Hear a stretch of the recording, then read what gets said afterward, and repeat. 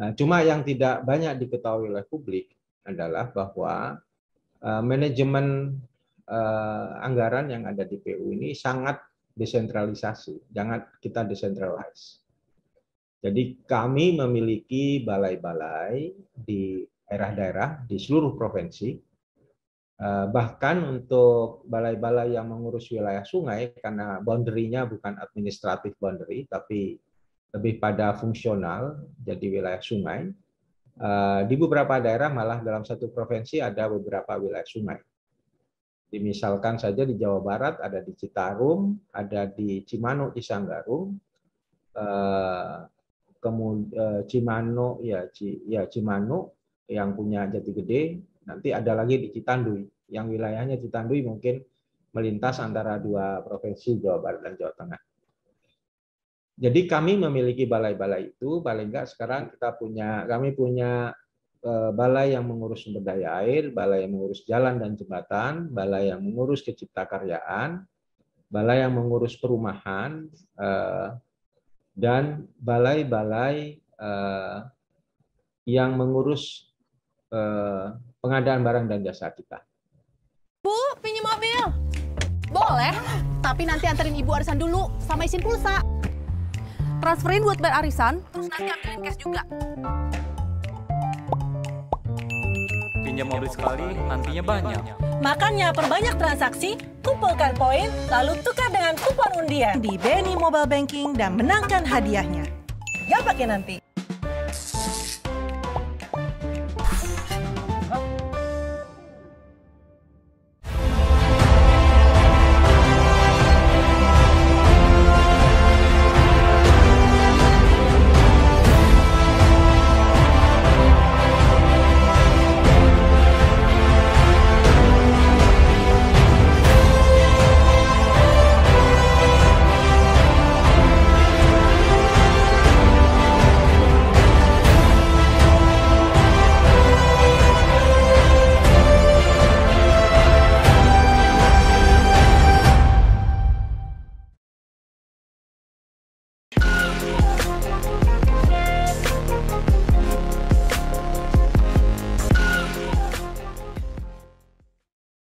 Assalamualaikum warahmatullahi wabarakatuh.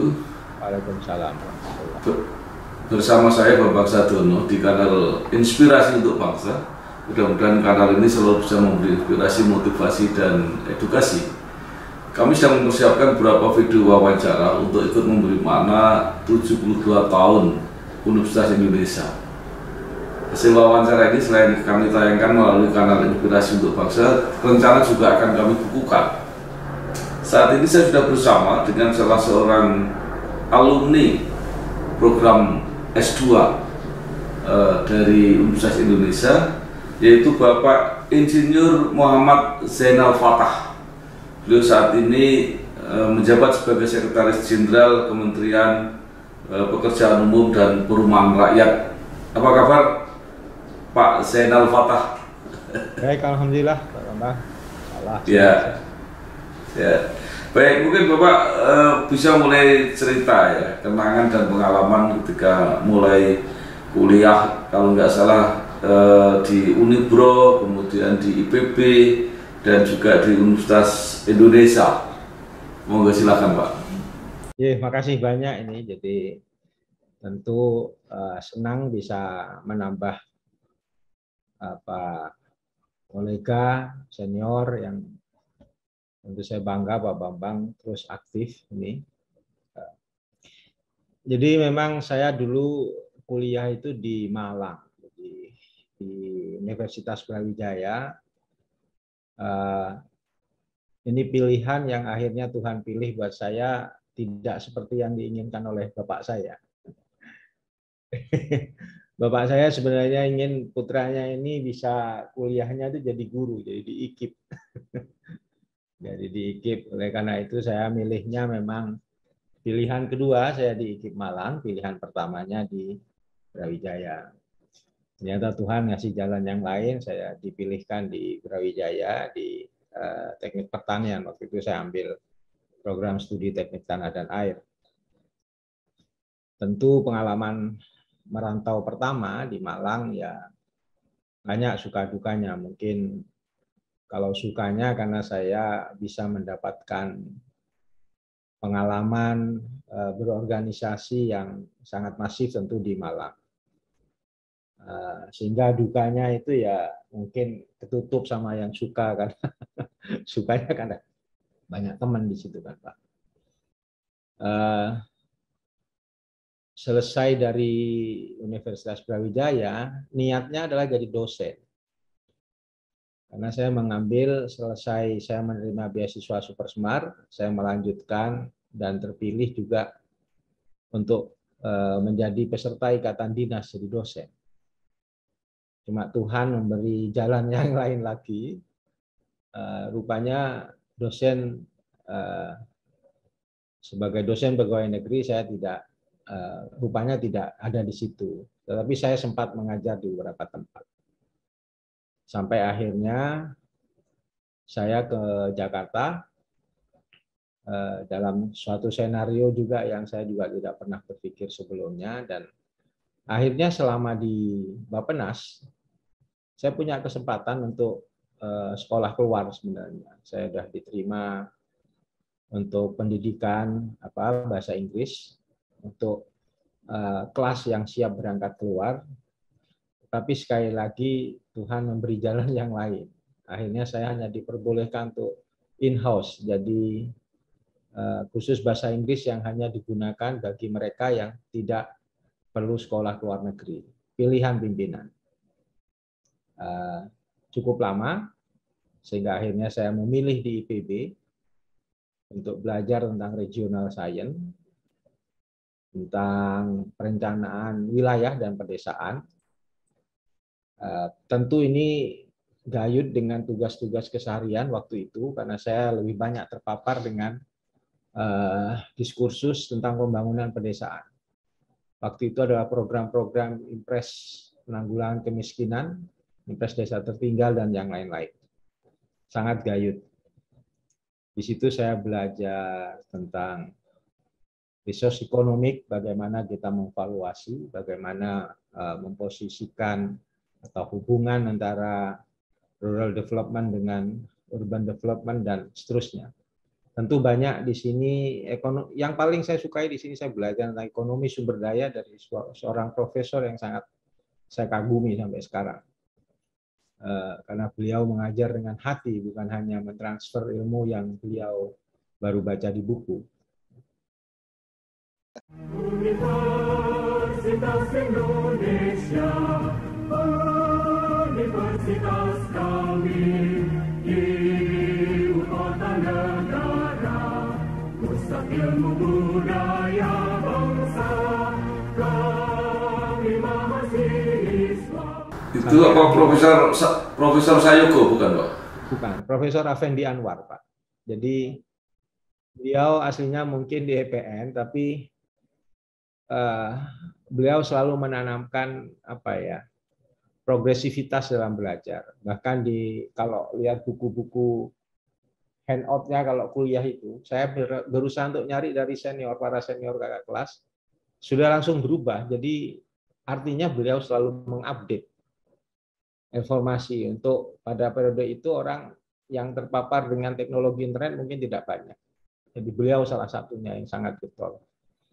Dengan demikian saya punya landasan teoritis untuk melakukan economic valuation tentang bagaimana memaknai sebuah kebijakan dilihat dari dasar-dasar teoritis terutama di ekonomi kesejahteraan, ekonomi sumber daya, dan yang lain-lain.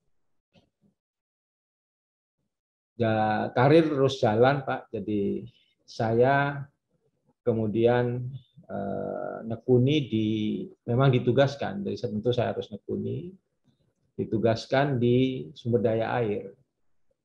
Sampai saya tugas utama saya adalah perencanaan untuk bidang irigasi dan air baku. Tentu di dalamnya ada pengembangan rawa. Saya didorong kembali untuk mengambil sekolah dan akhirnya saya milih di UI. Tentu pilihan ini pilihan yang secara sengaja saya buat, saya ambil, terutama karena saya ingin belajar melanjutkan pelajaran saya untuk public policy. Di awal-awal karir saya di Bappenas, saya salah satu juga anggota tim yang membuat sekretariat Good Governance. Bersama-sama, mungkin sekarang yang gampang orang mengenalnya Pak Bima, yang sekarang Kepala BKN itu adalah termasuk senior yang waktu itu yang kita mendirikan di awal-awal sebelum ada partnership yang sebelum ada terbentuk partnership, nggak salah, partnership for reform atau apa namanya. Tapi di Bappenas waktu itu sudah ada sekretariat good governance yang menyusun indeks persepsi korupsi pada saat itu. Oleh karena itu saya ingin belajar. Rupanya paparan di UI, paparan interaksi saya karena banyak juga dengan pemerintah daerah, saya belajar di administrasi publik di UI, tentu sambil kuliah, sambil bekerja.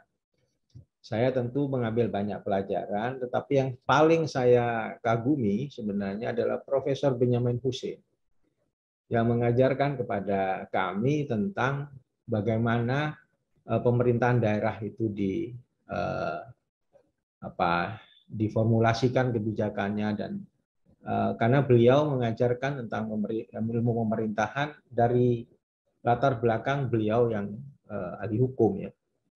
Jadi sangat menarik, dan kedua orang profesor itu memberi warna sendiri bagi pemahaman karir saya sekarang. Mungkin itu Pak, di UI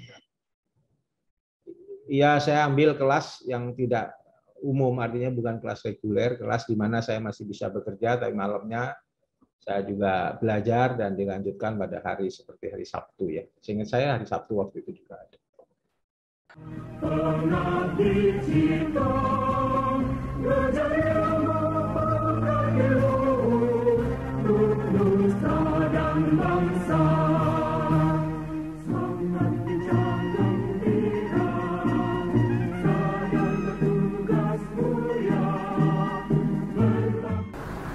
Jadi itu ketika di IPB dan di UI itu program apa Pak? Program S2 gitu ya kira-kira?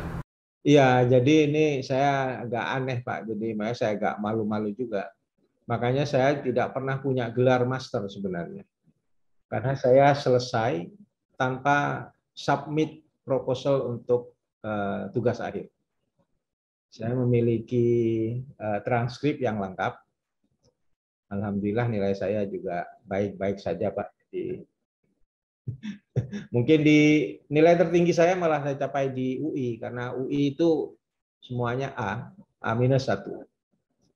Kalau di PB masih ada B-nya lah. Ya, tapi memang secara formal itu program tidak ada gelarnya Pak? Ada gelarnya Pak sebenarnya, tapi saya memilih tidak mengambil gelar itu. Artinya saya tidak mensubmit proposal untuk tesis. Oh, gitu ya. Jadi itu dimungkinkan gitu ya? Enggak ya, saya ini alumni atau bukan? Baik, saya kira menarik ini program ini saya kira. Ya, baik. Nah kemudian bagaimana perjalanannya terus Bapak bisa sampai ke Kementerian PUPR? Ya, ini panjang Pak. Jadi saya yakin dengan garis yang dipilihkan oleh Tuhan ya. Karena senior-senior saya termasuk yang memberi keyakinan kepada saya waktu itu almarhum Pak Junaidi Hadi Sumarto itu adalah wakil kepala Bappenas yang kemudian jadi kepala Bappenas. Tetapi beliau tidak menteri. Beliau sampaikan Pak Fatah, ini memang garis Tuhan itu ada di tangan kita, katanya. Artinya garis tangan. Beliau cerita, beliau banyak mementori kolega. Bahkan waktu itu Menteri Keuangan Pak Bambang, itu beliau mengakui sendiri bahwa yang mementori itu adalah Pak Junaidi Hadi Sumarto. Jadi kalau ada rapat menteri di Bappenas itu beliau selalu mampir. Saya laporan, beliau sampaikan, saya menghadap ke mentor saya, ke senior saya.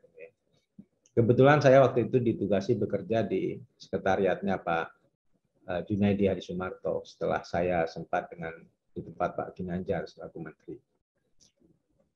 Itu yang terjadi dan saya pikir keyakinan itu kemudian membawa saya dari Bappenas. Mitra kerja saya adalah PU memang selama di Bappenas. Mitra kerja menyusun saya, kalau di Bappenas itu enaknya kan jabatan boleh staf atau kepala seksi, tapi kan diskusinya bisa dengan dirjen, Pak. Itu jadi ada batas-batas hierarki itu memang ditembus kalau di Bappenas. Nah, waktu itu tugas saya banyak atau fokus kepada menyusun kebijakan dan tentu hal-hal yang terkait dengan keirigasian, rawa dan air baku.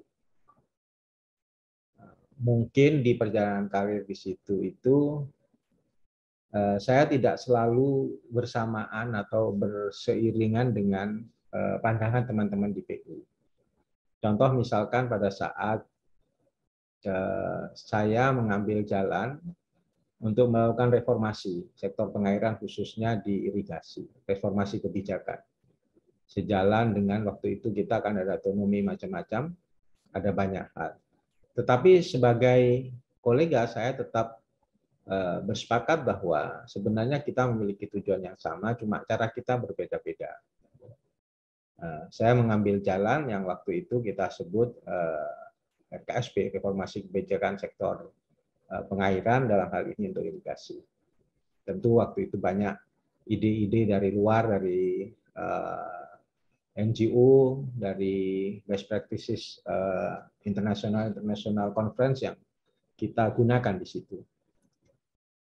Sekali lagi ini tidak membuat kami berselisih terus-menerus, karena ini pilihan dalam menjalankan sebuah kebijakan. Yang kedua tentu pada periode di mana kita harus membuat atau mendorong pembangunan atau swasembada pangan, saya malah menuliskan di RPJM, di draft RPJM waktu itu untuk tidak membangun irigasi baru selama 5 tahun. Tentu saya sangat yakin tentang ini karena saya kerjakan sendiri bagaimana explore basis kebijakannya, tentu data yang menjadi dasar utama sebagai basis utama untuk menyusun kebijakan tersebut. Akhirnya, alhamdulillah pihak pimpinan kementerian juga, Kementerian PUPR waktu itu, departemen, menyetujui itu. Sehingga ada di periode RPJM kita itu, kita tidak membangun irigasi baru, tapi kita lebih memanfaatkan irigasi yang sudah dibangun sebelumnya.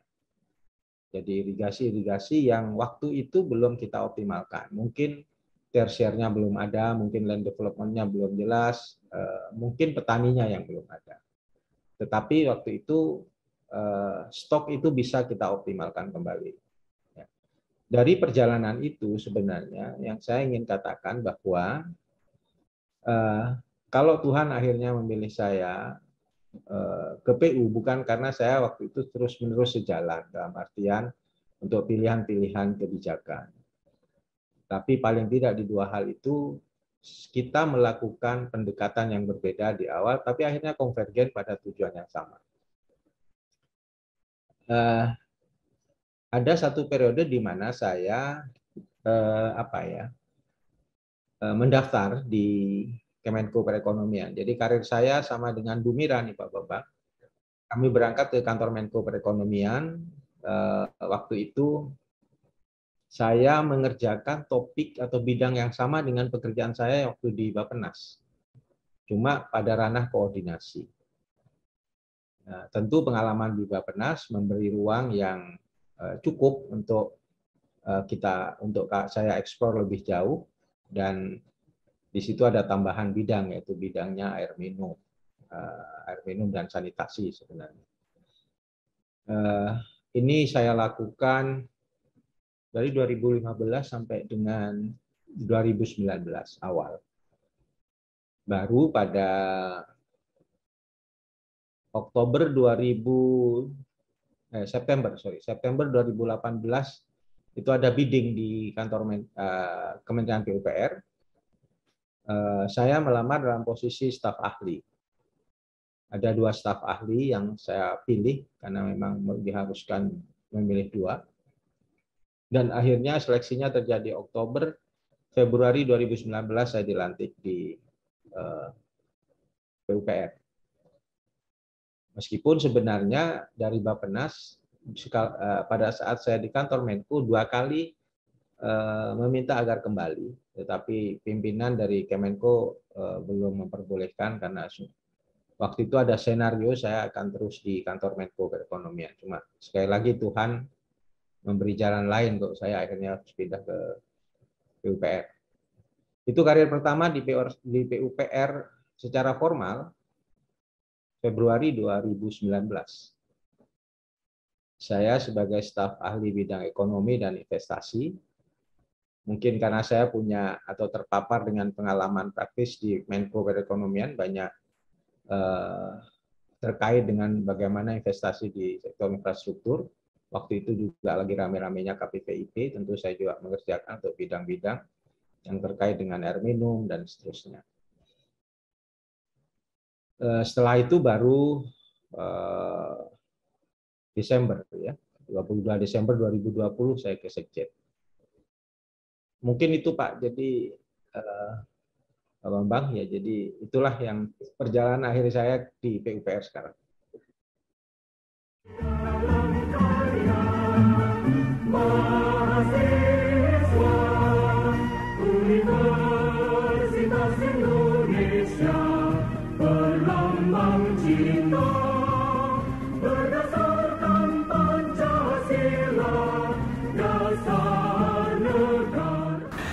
Nah, yang menarik di Kementerian PUPR ini, Pak, ya, mungkin karena strategisnya itu kan anggarannya cukup besar, paling tidak selalu 3 besar lah itu PUPR. Nah, itu kan dibutuhkan suatu koordinasi yang mungkin Sekjen perannya sangat penting gitu ya. Nah, mungkin Bapak bisa cerita itu tentang anggaran yang begitu besar yang diserahkan kepada Kemen PUPR ini, Pak. Oke, ya memang kalau dilihat anggaran besar, sesungguhnya memang kementerian ini memang kementerian besar. Dilihat dari sumber daya yang ada, apakah SDM maupun sumber daya peralatan mungkin laboratorium dan yang lain-lain adalah kementerian yang besar. Dari sisi anggaran memang kita bahkan pernah mencapai 150-an lebih triliun. Sekarang kita berada di angka 100-an, mungkin tahun depan masih hampir 100, jadi memang tetap besar. Cuma yang tidak banyak diketahui oleh publik adalah bahwa manajemen anggaran yang ada di PU ini sangat desentralisasi, jangan kita decentralize. Jadi kami memiliki balai-balai di daerah-daerah di seluruh provinsi. Bahkan untuk balai-balai yang mengurus wilayah sungai, karena boundary-nya bukan administratif boundary, tapi lebih pada fungsional, jadi wilayah sungai. Di beberapa daerah malah dalam satu provinsi ada beberapa wilayah sungai. Misalkan saja di Jawa Barat ada di Citarum, ada di Cimanuk, Cisanggarung, kemudian Cimanuk, Cimanuk yang punya Jati Gede. Nanti ada lagi di Citanduy, yang wilayahnya Citanduy mungkin melintas antara 2 provinsi, Jawa Barat dan Jawa Tengah. Jadi kami memiliki balai-balai itu, paling enggak sekarang kami punya balai yang mengurus sumber daya air, balai yang mengurus jalan dan jembatan, balai yang mengurus keciptakaryaan, balai yang mengurus perumahan, dan balai-balai yang mengurus pengadaan barang dan jasa kita. Untuk cipta karya dan perumahan tidak seluruh provinsi ada, karena ini menyesuaikan dengan size. Dengan cara seperti ini, Pak, sebenarnya uangnya yang dikelola oleh PUPR itu adanya di balai-balai, Pak. Sesuai dengan tugas-tugas yang mereka pegang. Jadi misalkan sekarang di NTB kita akan membangun waduk, maka uangnya ada di NTB, di balai NTB. Di balai ini Ada yang setingkat eselon 3 jadi pejabat administrator, tapi ada beberapa tempat yang karena kapasitas dan skop dari pengendaliannya memang besar, maka dia ada juga yang eselon 2. Jadi sangat beragam. Dengan pendekatan seperti ini, distributif, decentralized, jadi sesuatu yang besar itu tidak kemudian membebani dalam artian atau tersentral kepada para pimpinan atau para birokrat yang ada di pusat. Ada satu hal penting yang juga kita gunakan adalah kita sudah mengembangkan monitoring secara elektronik, dan sistem yang dibangun oleh Kementerian PUPR ini banyak diadop oleh kementerian yang lain sekarang. Ada beberapa kementerian yang meminta kita untuk menggunakan, tentu dengan senang hati kami share untuk diadop aplikasinya. Jadi kami tahu Pak, hari ini jam ini gerapan di sana berapa, progres fisiknya berapa, progres keuangannya berapa, dan berapa total produksi dalam negeri yang digunakan, berapa kita mensupport untuk pemulihan ekonomi nasional, berapa padat karya yang kita lakukan secara real time, Pak. Itu mungkin yang kombinasi manajemen yang kita lakukan, Pak. Universitas Indonesia, universitas kami, ibu kota negara, pusat ilmu budaya bangsa, kami mahasiswa. Baik Pak Fatah, ini menarik. Ya, kebetulan sebelumnya saya juga sudah wawancara ya dengan teman-teman di provinsi. Nah, dengan adanya balai-balai itu, apalagi yang lintas provinsi ya wilayahnya,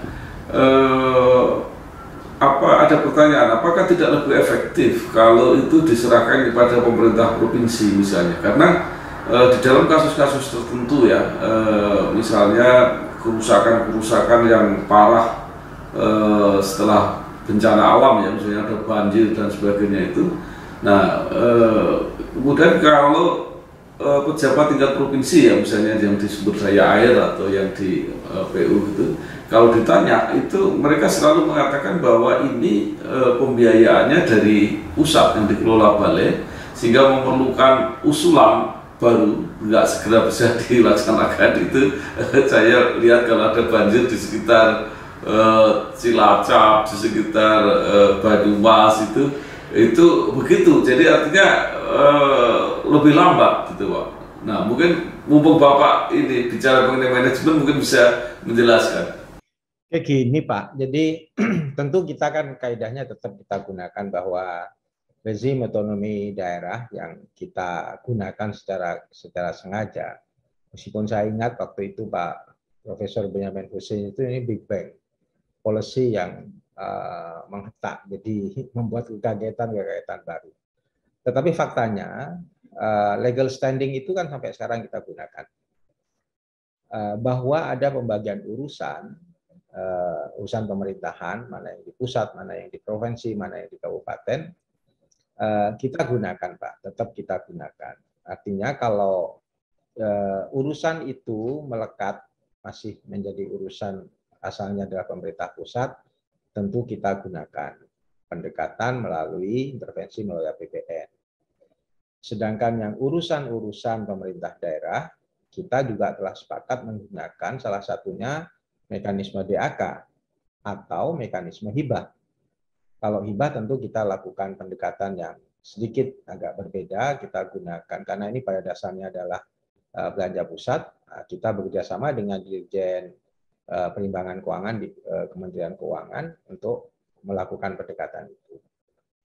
Dari sisi kecepatan, selalu kami begini Pak, kalau ada problem di lapangan, yang bisa kami pastikan bahwa kami tetap menjalankan moto dan sebenarnya value-nya dari teman-teman PUPR itu adalah bekerja keras, bergerak cepat, bertindak tepat. Jadi pasti kami bergerak cepat. Contoh misalkan yang paling faktual belakangan pada saat bencana di Lumajang, Semeru, pada akhir tahun Wapres ke lapangan memberi tugas bahwa ini harus segera dibangun hunian sementara, hunian tetap. PU mendapatkan tugas hunian tetap. Hunian sementara dikerjakan oleh pemerintah daerah dengan CSR dari banyak tempat. Kami didorong, diarahkan agar sebelum Lebaran atau menjelang Lebaran Idul Fitri kemarin, rumah sudah bisa ditempati. Artinya kita mengerjakan dalam waktu yang sangat terbatas. Saya mendampingi Pak Wapres itu sekitar akhir Desember. Kemarin menjelang Lebaran kita selesaikan. Dan bulan lalu kita selesaikan untuk sampai dengan 1.900 lebih rumah. Jadi hunian tetap. Dan ini menariknya justru hunian sementaranya tidak lebih cepat diselesaikan dibandingkan tetapnya. Nah, ya mohon maaf ini gambaran betapa kami juga bisa bekerja cepat. Kalau ditanya apakah duitnya ada di PU, tidak. Jadi uang ini kami usulkan melalui Badan Nasional Penanggulangan Bencana. Jadi kami minta ke Badan Nasional Penanggulangan Bencana, kemudian atas dasar rekomendasi kami minta ke Kementerian Keuangan. Namun karena kepercayaan publik mungkin kami masih bisa ngutang dalam tanda petik. Itu Pak, jadi cara kerja kami. Kalau misalkan tadi ada banjir macam-macam, sesungguhnya kalau banjir kami tentu punya cadangan bencana alam yang kita gunakan untuk hal-hal yang sangat mendesak agar paling tidak tindakan-tindakan tanggap daruratnya bisa kita lakukan.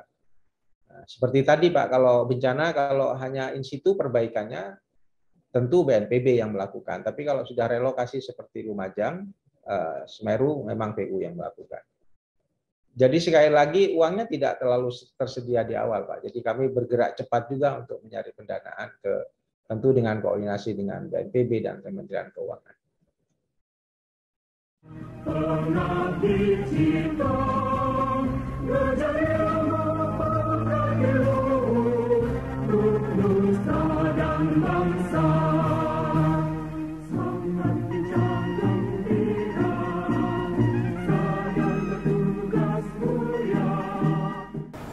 Ya, ini selain program-program infrastruktur Pak ya, yang terencana, yang bertahap dan sebagainya, PU kan kadang-kadang masih terlibat gitu ya, mengurus misalnya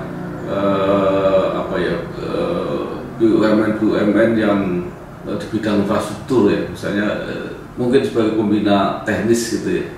Juga misalnya kalau ada masalah di jalan tol gitu, itu kan PU masih harus mengurus juga gitu Pak ya. Itu apa Pak, tugas apa itu tambahan di mana itu di? Iya Pak, makasih banyak. Jadi memang salah satu tugas adalah di kami ini kan di konektivitas khususnya di jalan dan jembatan. Ya. Sebagaimana konstruksi peraturan perundangan yang kita miliki sekarang, bahwa jalan yang sifatnya jalan nasional memang harus menjadi tanggung jawab dan tugas dari Kementerian PUPR. Dan tentu konstruksi yang lain, jalan daerah tentu tidak di PUPR. Nah, selain jalan nasional yang menjadi jalan umum, yang mungkin juga sekaligus kolektor, kita juga memiliki jalan-jalan tol. Jalan tol ini kan bisa sebagai jalan alternatif. Secara umum jalan tol adalah jalan alternatif karena dia ya tol good, jadi memang bukan public good murni. Negara memberi ruang yang cukup untuk kita bekerja sama. Oleh karena itu jalan tol memang banyak juga yang dikerjakan oleh badan usaha dengan mekanisme KPBU. Bahkan di beberapa tahun terakhir, terutama kabinet Pak Jokowi ini, pertumbuhan jalan tol kita memang sangat masif, bersama sejalan dengan pembangunan bendungan.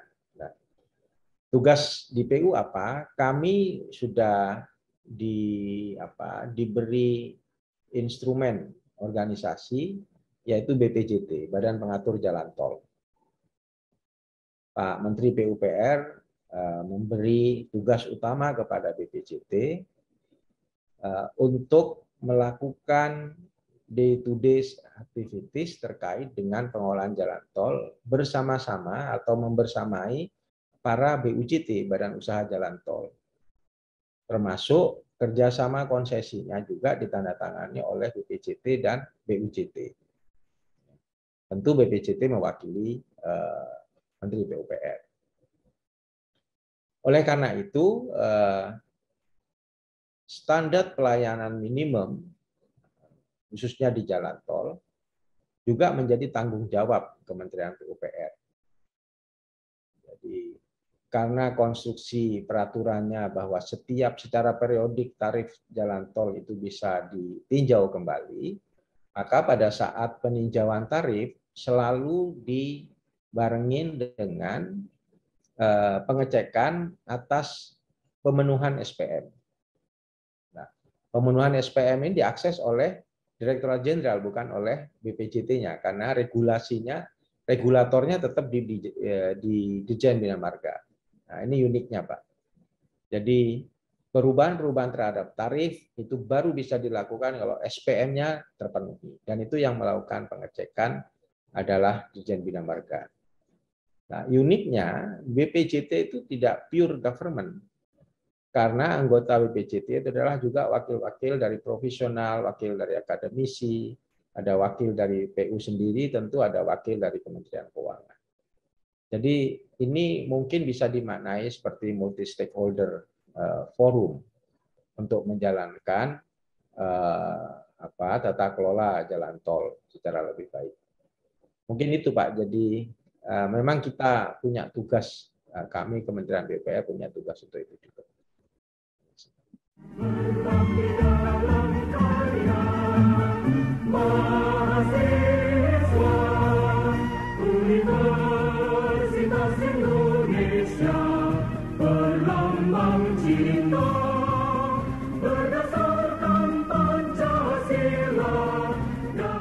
Oke, sekarang yang menarik juga program atau target pengadaan rumah, terutama untuk masyarakat berpenghasilan rendah ya, MPR itu dengan terjeda 2 tahun, Pak, ketika pandemi itu, apakah target akhirnya itu nanti bisa terpenuhi, Pak, kira-kira? Iya, Pak, memang pandemi tentu punya makna sendiri terhadap kecepatan dan percepatan yang bisa kita lakukan. Tetapi sejak awal pimpinan Pak Menteri Basuki mengambil kebijakan untuk menerjemahkan arahan Bapak Presiden itu dengan tidak menghentikan, Pak.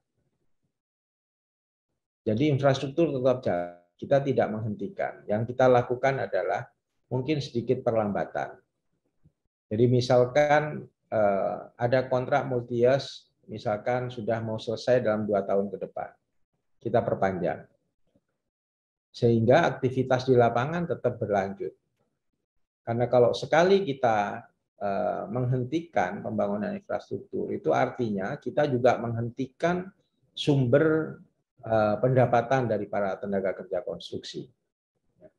Itu sungguh tidak mungkin kita lakukan, karena artinya itu menambah kesengsaraan baru bagi rakyat kita. Oleh karena itu, Pak, alhamdulillah di lapangan justru di tengah-tengah dalam arti senario perlambatan, ternyata banyak juga penyedia jasa konstruksi itu terus bekerja dalam skala normal. Tetapi pembayarannya memang tertunda. Nah, jadi itu terjadi kalau di PU. Jadi misalkan progres fisiknya misalkan 40, tapi progres keuangannya bisa cuma 20. Itu bisa artinya ekosistem jasa konstruksi kita ini sudah sedemikian rupa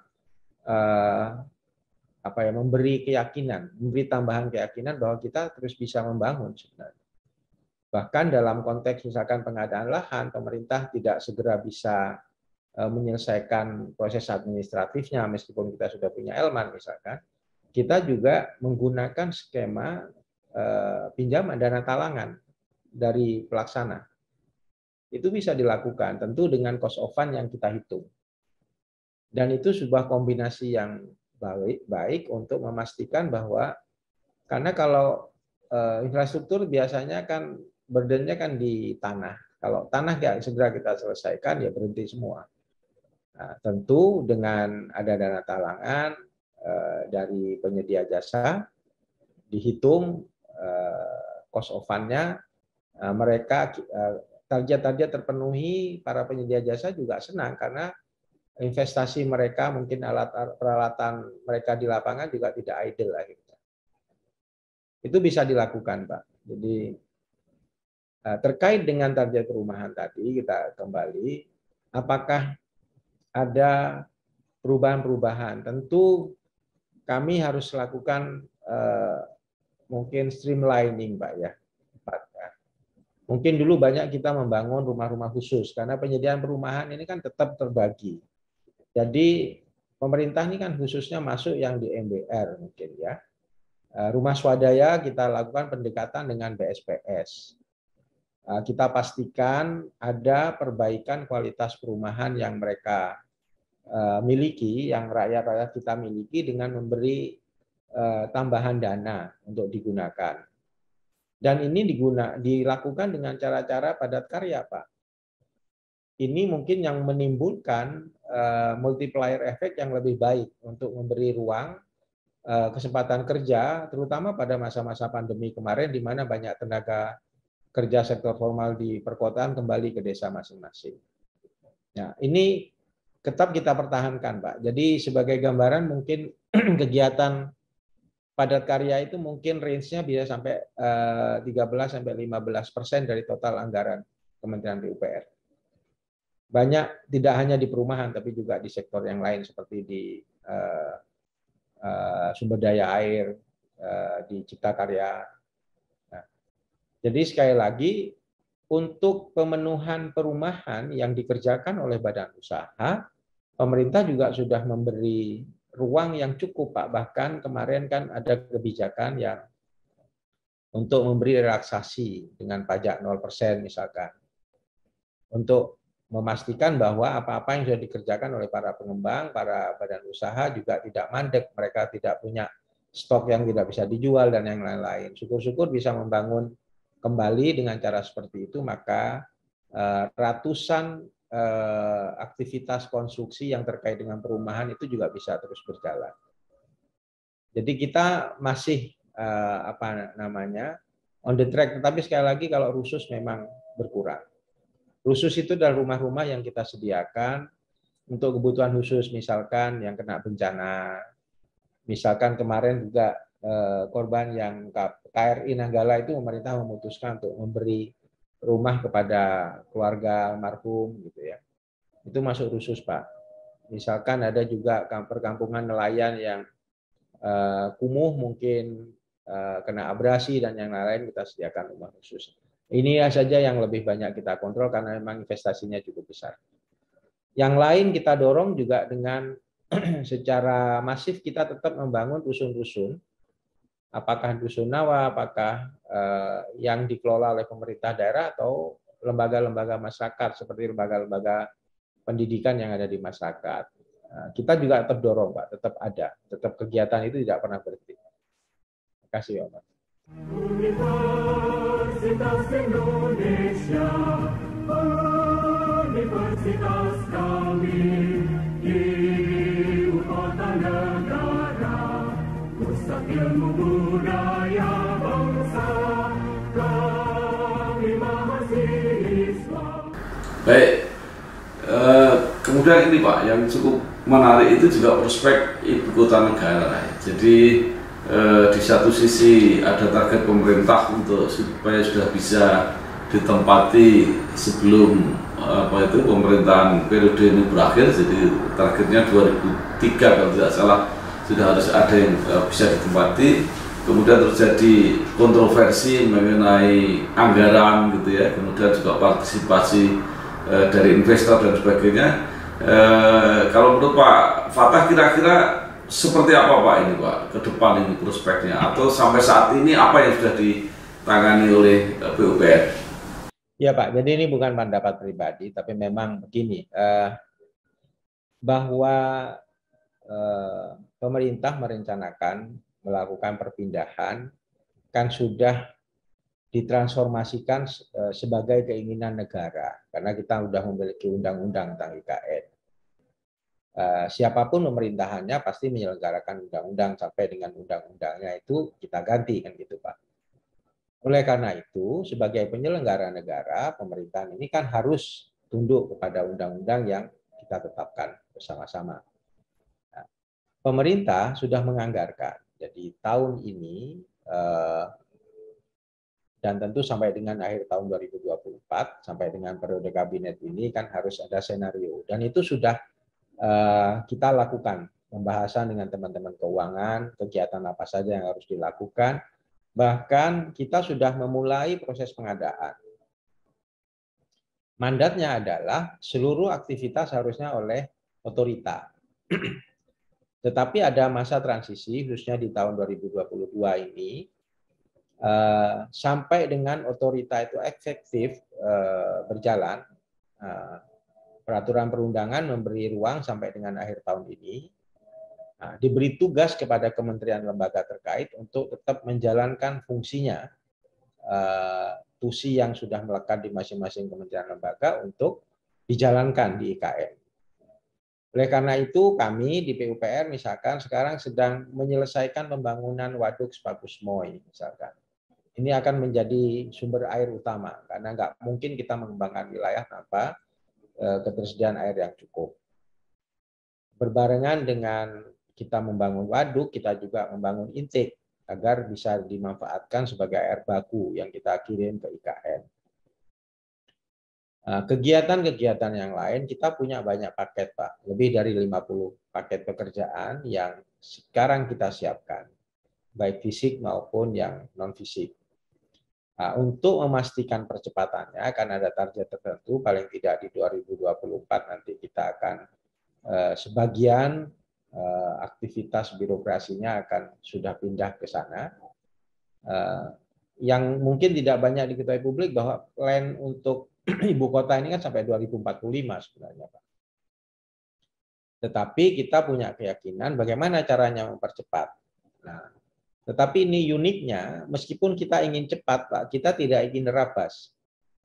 Karena itu Presiden mengarahkan pengadaan jasa konstruksinya pun tidak boleh dengan penunjukan. Jadi tetap lelang. Menarik kan Pak, jadi kita ingin cepat, tetapi kita juga kaidah governance-nya juga dipenuhi.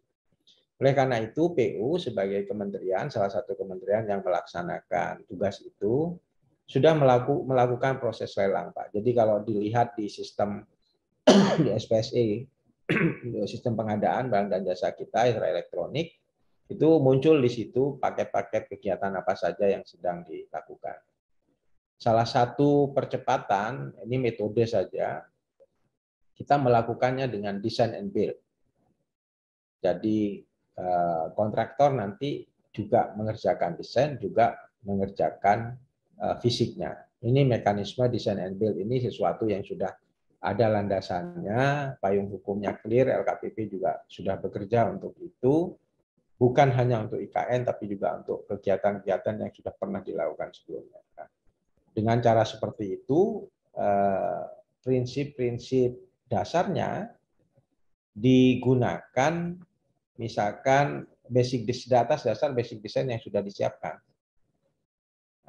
Keterlibatan publik bahkan terakhir, baru kemarin kita juga baru selesaikan sayembara untuk desain. Jadi kalau kemarin sebelumnya ada urban design, desain kawasan secara menyeluruh, kemarin sudah desain-desain bangunan, misalkan desain bangunan untuk Istana Wakil Presiden, untuk yudikatif, legislatif, dan seterusnya, dan beberapa perkantoran-perkantoran, itu sudah dilakukan dan dimenangkan oleh mereka, dan alhamdulillah para arsitek kita tidak kalah dengan para koleganya. Tentu dengan cara seperti ini kita memiliki basic design yang cukup untuk membangun, karena nanti akan dilanjutkan dengan desain and build. Dan kepada mereka diberikan hak yang lebih baik untuk bisa terus berperan di dalam proses pembangunannya. Jadi mungkin itu cara-cara kita untuk melakukan percepatan, Pak.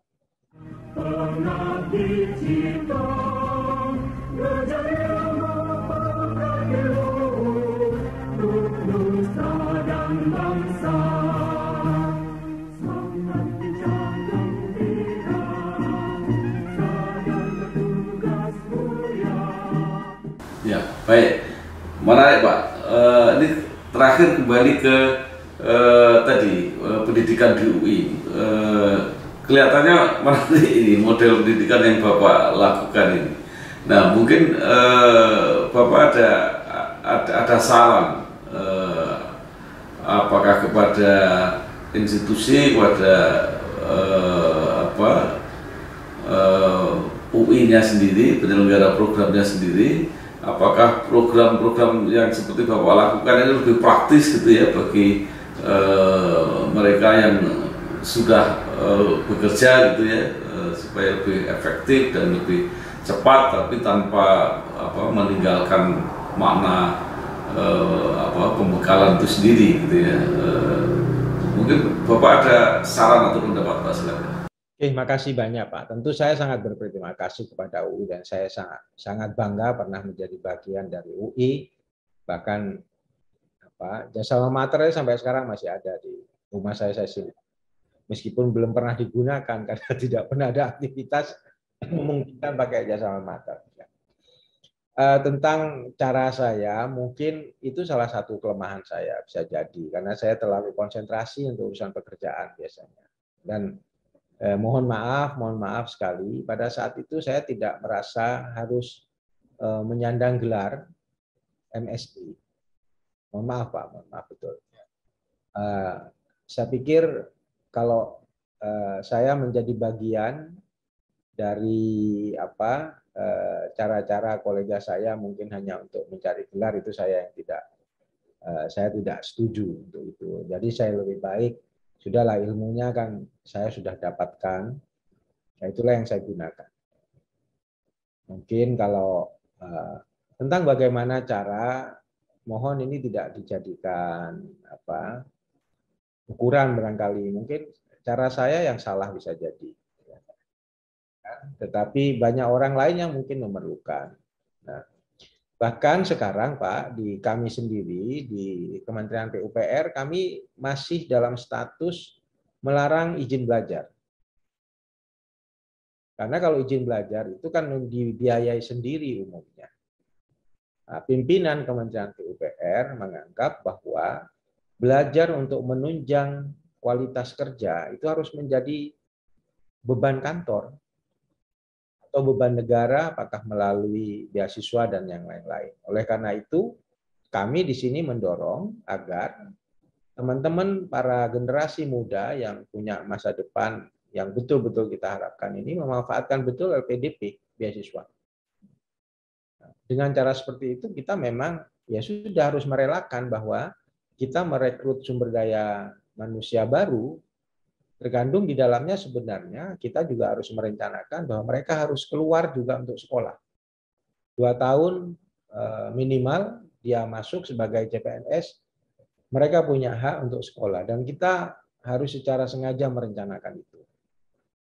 Bahkan untuk kebutuhan-kebutuhan taktis, karena banyaknya tugas-tugas Kementerian PUPR yang perlu didorong, maka kami dengan APBN-nya PUPR minta persetujuan khusus ke Kementerian Keuangan agar kita bisa diizinkan untuk membuat magister super spesialis. Jadi ada magister spesialis khusus terowongan, ada khusus misalkan untuk air tanah. Untuk yang engineering sangat clear, tapi kita juga yang non engineering kita melakukan misalkan membuat kerjasama dengan perguruan tinggi untuk magister super spesialis akuntansi sektor publik.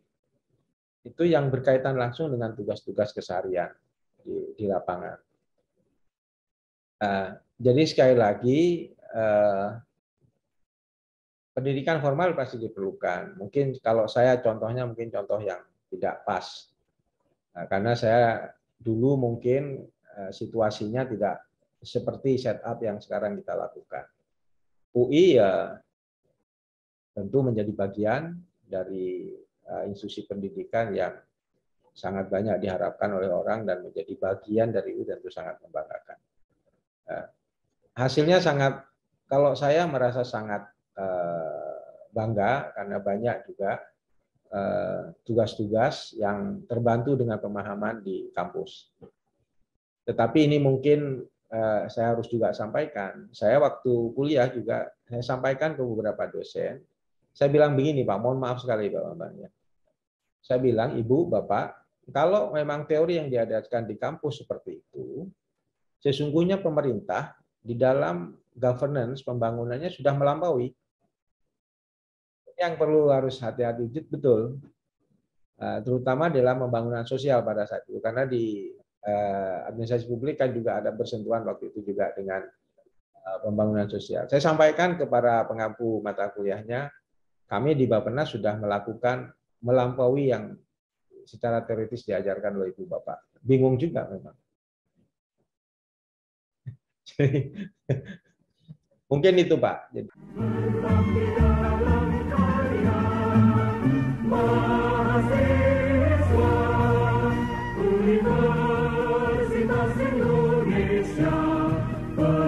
Ya, ya. Tapi luar biasa Pak. Justru pengajaran itu kan perlu masukan dari lapangan supaya apa yang dipersiapkan itu ke depan akan bermanfaat. Bahkan harus antisipasinya jauh. Kadang-kadang perubahan cepat terjadi. Jadi kalau pendidikannya tertinggal itu kurang membantu. Tapi sekali lagi saya berterima kasih Pak, banyak sekali tadi yang sudah disampaikan oleh Pak Fatah.